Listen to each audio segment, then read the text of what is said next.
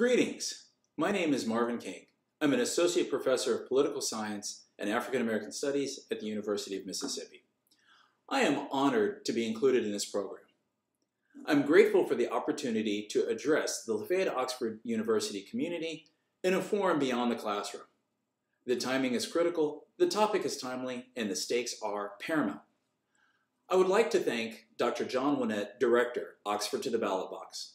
Also thank you to Alan Spohr and board members Eric Crystal, Christopher Rossi, and Dr. Sue-Ann Skipworth. Let us start with a basic question and drill down to find the answers. What are the issues and stakes of this election? In other words, why do we all need to vote in 2020? The issues are many, so let us briefly address them. Even though, outside of a few critical issues, I would not say this is an issues election. Instead, this is a what are American values kind of election. The economy and healthcare, of course. Climate change is high on the list. Deregulation is very important to a subset of voters, and definitely one area where President Trump delivered on his campaign promises. The federal judiciary is another area where Trump delivered for his supporters. As a result, there is no doubt that Trump's legacy will live on whether or not he is a one-term president. The next two items are technically issues, but in reality these speak to core American values. First is the coronavirus pandemic and the government's response. Albert Marin wrote, "Throughout the pandemic, the nation lacked a uniform policy about gathering places, and there was no central authority with the power to make and enforce rules that everyone had to obey. Each community acted on its own, doing as its elected officials thought best." Sound right? Well, those words were actually written to describe the influenza pandemic from 100 years ago, but it could just as well describe 2020. Yes, the pandemic is strictly speaking a public health issue, but more broadly, it gets to our attitudes toward government and freedom and liberty and science and rule of law, and even our attitudes toward our neighbors, our fellow travelers, even our families. Let's talk about masks. Who would have thought that masks might be the defining issue of 2020? I promise you that until this spring, no public opinion polls used by political scientists would have asked respondents what they thought of required mask use in public spaces. But yes, masks have become a lightning rod issue, encapsulating individual attitudes toward liberty, freedom, support for Trump, and just general quarantine fatigue. Yet the idea of masks really isn't new in the sense that we are already told to wear seatbelts and life jackets and helmets. In each of those instances, groups of Americans stood up to say, "Don't trample on my liberty. I have the right to not do such and such." So we have seen this before, which is why I do not believe the mask issue is really about a piece of cloth. There is something deeper going on. America has reached such high levels of partisanship that really we are talking about negative partisanship. This is when your desire to see the other side lose is a more powerful motivator than seeing your own side win. Wearing a mask, for most who do so, it is an implicit acceptance of science and a show of concern and respect for our neighbors, our fellow travelers, and our families. It is a recognition, not necessarily an endorsement, but a recognition that the only way for us all to be free of this scourge is that we must work together and put aside partisan differences. Sure, wearing a mask might get uncomfortable when worn for a long time, but Americans wore masks during the pandemic from 100 years ago. As a result, to not wear a mask today for many, but not all, sends a different signal of prioritizing individual liberty and freedom, and perhaps sending a message that science should not and need not be the criteria by how which we organize society. There is a lot there we could unpack, and you can bet future historians, economists, political scientists, public health researchers, and cultural anthropologists will all ask a lot more mask-based questions in future public opinion polling. For you, voting in 2020 can be your chance to retrospectively grade the government's response to the pandemic. Let me put the second issue in context. protests in the streets, with activists calling for a racial reckoning, a virus that led to the deaths of at least 100,000 Americans, a presidential candidate proclaiming the need for law and order amid appeals to the silent majority. This, of course, is 1968 that I'm talking about. America has once again entered another edition of our periodic navel-gazing regarding racial relations. Will this time be different? Time will tell. The parallels with 1968 are fascinating, but here is what interests me. The baby boomer generation was starting to vote for the first time in 1968. I want to see what direction our youngest voters want to take the country. What path do they want for America? Which issues matter most to them? But let's focus on the more difficult part of my question. What are the stakes of this election? This is more difficult because it goes beyond policy and speaks to the heart of common American political values regarding how we want to define America. What do we want America's standing in the world to be? What do you want it to be? And how do we achieve the vision you want? How do we achieve the best version of America? Your vote determines how America confronts the future. This question of American values plays itself out in several ways. Black Lives Matter and the protests over George Floyd, Breonna Taylor, and Jacob Blake are strictly speaking about police brutality. But much more broadly, Black Lives Matter is forcing a reckoning with America's original sin. Unpunished brutality aimed at African Americans is the child of America's original sin. If the names Sandra Bland, Tamir Rice, Trayvon Martin, Ahmaud Arbery, Philander Castile, Amadou Diallo, and countless others mean anything to you, then your vote determines whether or how we grapple with these issues, or whether we continue pushing our problems onto the next generation. I would like to borrow an analogy from historian Isabel Wilkerson. In her latest work, Caste: The Origins of Our Discontents, Wilkerson compares America to a beautiful old home that upon closer inspection has cracks in the foundation, a leaky roof, warped floorboards. You may not have created the problems plaguing your home, but once you own it, it is your responsibility to make the necessary repairs. For too long, for too many generations, America has been content to pass the repairs onto the next generation.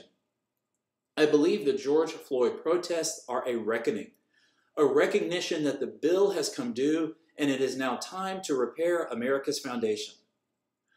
You are voting in this election and future elections to determine the type of democracy we have. The pandemic and America's racial chasm belie something politically rotten beneath the surface. America's political institutions are no longer the envy of the world. And the reality is that this is a long time in the making. This is not the result of one person or one party, but rather the reality is that the body politic needs a makeover. We have institutional liabilities.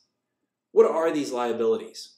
One example, for instance, is that current, in most states, legislators get to pick their voters, not the other way around.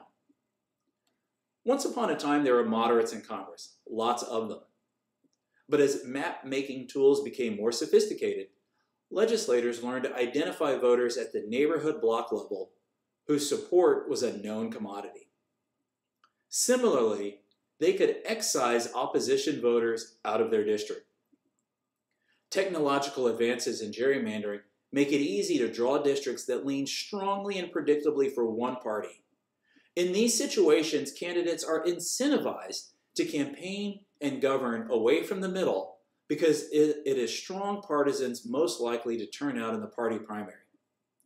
And given that legislative districts have a numerical preponderance favoring one party over another, general election results become fairly predictable. Because generally the most committed partisans show up in party primaries. The net result is many elected officials do not feel a gravitational pull to the ideological center. They believe, rightly so, that bipartisanship will only be rewarded with a primary opponent either to the left or the right of the incumbent, depending on the party. This is because partisan voters on both sides want a partisan to represent them, not a moderate. Maybe the country is center-left, Maybe it is center-right, but in reality, it is pretty close to the center. Yet too many legislators represent only the nihilists, conspiracy theorists, partisans, cranks, and extremists, leaving millions frustrated, disillusioned, and estranged from the political process. And this is why we are voting in 2020. The reality is, Americans really do not like policy that strays too far from the middle. Not all at once, certainly. Yet we increasingly marginalize and disown moderates for the audacity of trying to reach compromise. I would think the framers would be very disappointed in us. I teach the flaws of the Constitution, but I also recognize its inherent beauty, which is that it is a document born of compromise. So in her heart, America is a nation of compromise, and I believe we have forgotten that. Therefore, your vote in 2020 is for whether or not the value of compromise has any value or meaning in the future of American politics. I've always loved learning the stories of the great politicians from our past. In fact, history books refer to them as not just politicians or congresspersons or senators, but as a statesman. There's a certain gravitas with that phrase. A statesman sees beyond the horizon and can marshal public support for the long-term common good. I am no Pollyanna. A lot of these statesmen, quite frankly, have flaws to a modern audience. I recognize that. But what I found admirable about them was their ability to get their followers to think about future generations. A statesman can bring ideological opposites to break bread together and solve seemingly intractable problems with well-crafted persuasion without relying on the slings and arrows of ill-tempered ad hominem attacks. Where are our statesmen today? Does gerrymandering sound like the tools of a statesman? Not to me. A statesman is not afraid to stand before any group of voters. If you are an elected official in America and you are afraid to stand before a certain group of voters, what does that say about what you are trying to accomplish? Who are you here for?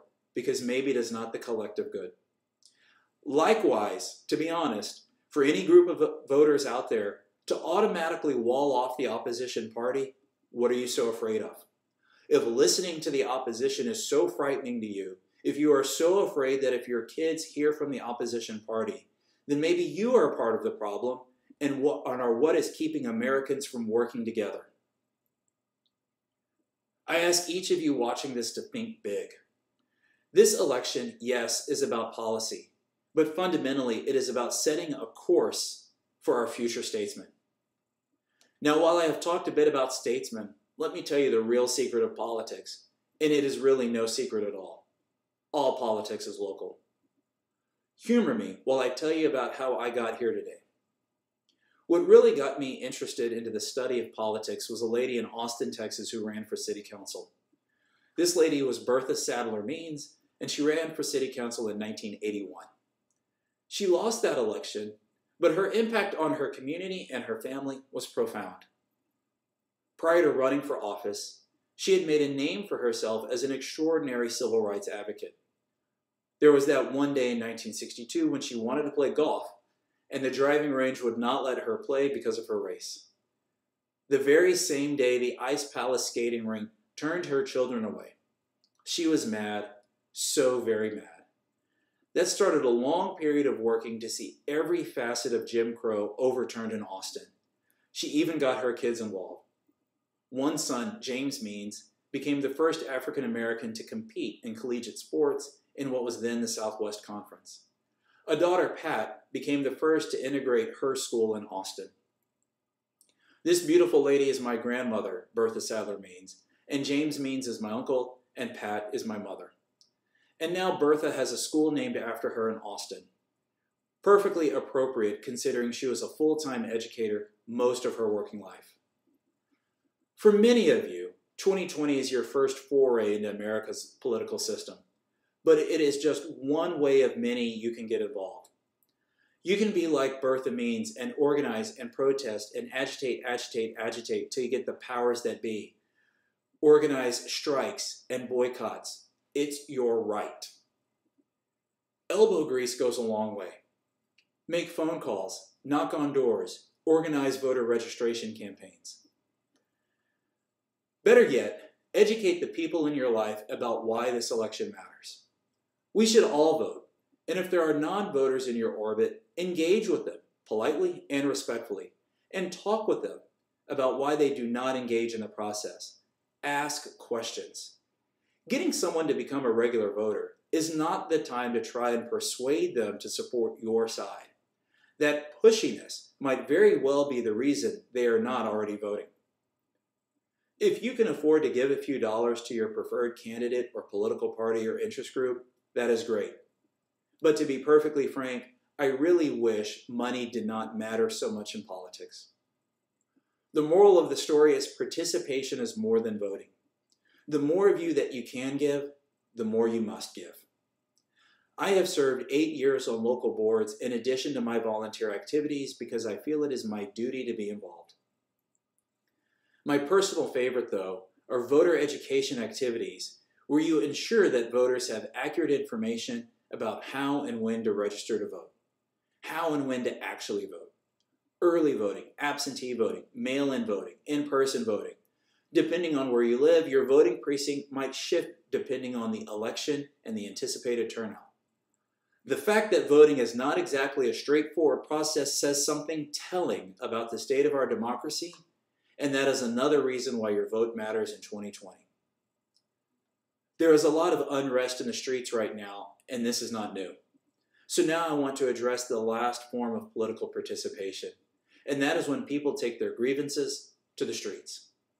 Why take your politics to the streets? Well, the reality is you are unlikely to see a bunch of billionaires marching in the streets anytime soon. But why not? When people take to the streets, it is because they believe they are marginalized. They advocate for an issue they believe has been ignored or neglected. Think of suffragettes who worked to bring the franchise to women 100 years ago this year. How long did that effort take? They certainly wouldn't have gotten the franchise sitting at home. People recognize that voting is political self-help, which is why some people work so hard to deny it to political others. If you can deny someone access to the political system, they have no choice but to take to the streets. That is what women did for years and years to gain the vote. Women took to the streets so they too could define America. America, unfortunately, has an anti-democratic strain deep in its core.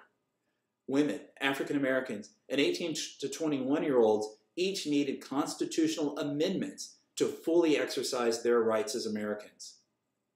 This election is about defining America. After the 2015 shooting at Emmanuel AME Church in Charleston, South Carolina, there was a rush to remove Confederate iconography.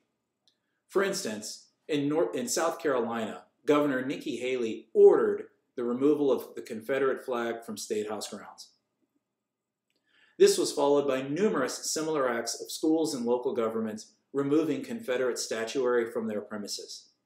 One such example was at the University of Texas at Austin, where then-President Gregory Fenby said, "There is a duty to preserve and study history.